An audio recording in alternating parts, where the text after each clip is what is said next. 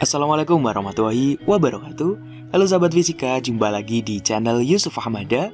Pada video kali ini kita akan membahas salah satu materi fisika kelas 10, yaitu berkaitan dengan materi usaha dan energi. Nah, seperti apa? Yuk langsung saja simak pembahasannya berikut ini. Oke sahabat fisika, pada materi usaha dan energi ini nanti kita akan belajar mengenai usaha itu sendiri dan juga energi. Nah, energi yang akan kita pelajari diantaranya yaitu ada energi kinetik, energi potensial, dan energi mekanik. Selain itu, kita juga akan membahas mengenai hukum kekekalan energi mekanik dan juga daya. Nah, yuk kita bahas satu persatu. Kita mulai dari usaha. Apa sih itu usaha? Nah, usaha atau work itu adalah energi yang diberikan gaya ke sebuah benda sehingga benda tersebut berpindah atau berubah posisi. Nah, misalkan seperti ini. Di sini, besarnya usaha yang dilakukan oleh sebuah gaya F terhadap suatu benda seperti gambar di samping, sehingga benda mengalami perubahan posisi sejauh delta S, maka besar usaha itu dirumuskan W sama dengan F dikali delta S cos theta. Nah, jika arah gaya searah dengan arah perpindahan atau tetanya sama dengan 0, maka besarnya usaha itu dirumuskan W sama dengan F dikali delta S. Dan jika terdapat beberapa gaya yang bekerja pada benda, maka besarnya usaha dirumuskan W sama dengan sigma F dikali delta S.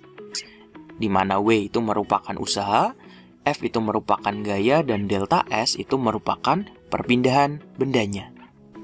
Nah, sahabat fisika, usaha itu sendiri ternyata nilainya bermacam-macam loh. Nah, berikut ini ada macam-macam nilai usaha.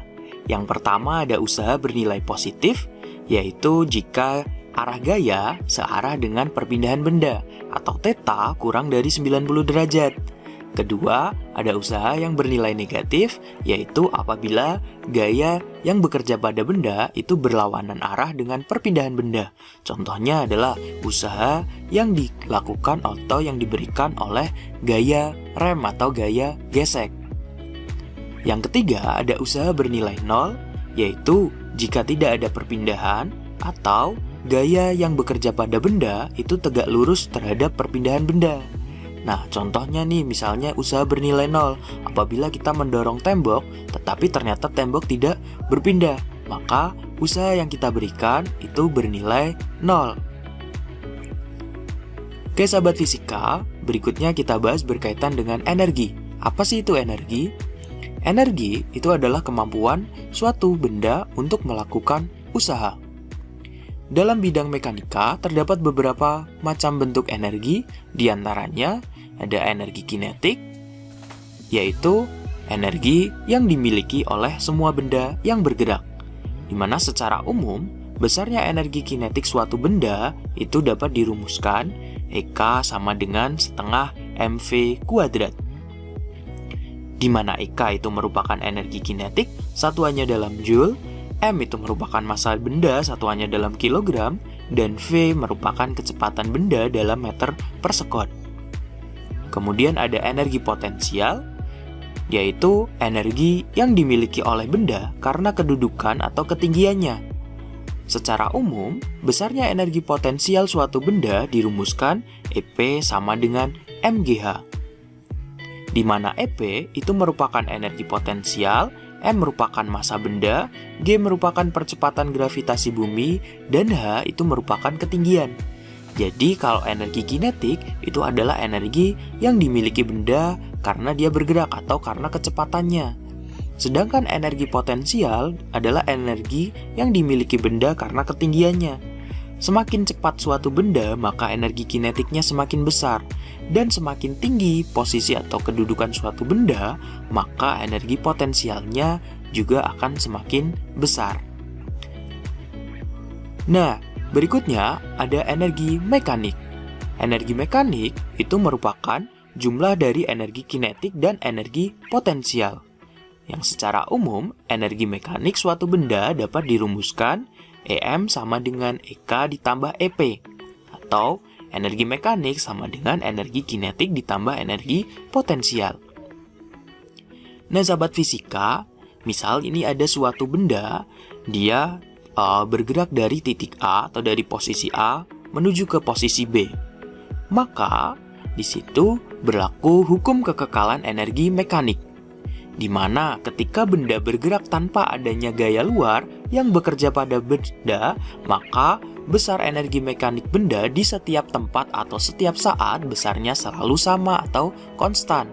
Maka pada kasus ini, ketika benda bergerak dari titik A menuju ke titik B, maka berlaku EMA sama dengan EMB, atau energi mekanik di A sama dengan energi mekanik di B.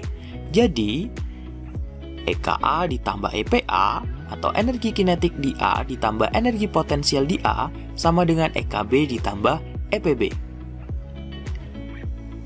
Nah, sahabat fisika, lalu apa sih hubungan antara usaha dengan energi? Nah, usaha itu merupakan perubahan energi yang dialami oleh suatu benda, baik perubahan energi kinetik ataupun energi potensial. Jika benda mengalami perubahan energi kinetik, kecepatan benda itu berubah dari V1 ke V2, sedangkan ketinggiannya tetap, maka besarnya usahanya itu dirumuskan W sama dengan EK2 min EK1, atau energi kinetik pada kecepatan kedua dikurangi energi kinetik pada kecepatan pertama, atau W sama dengan setengah M dikali V2 kuadrat min V1 kuadrat.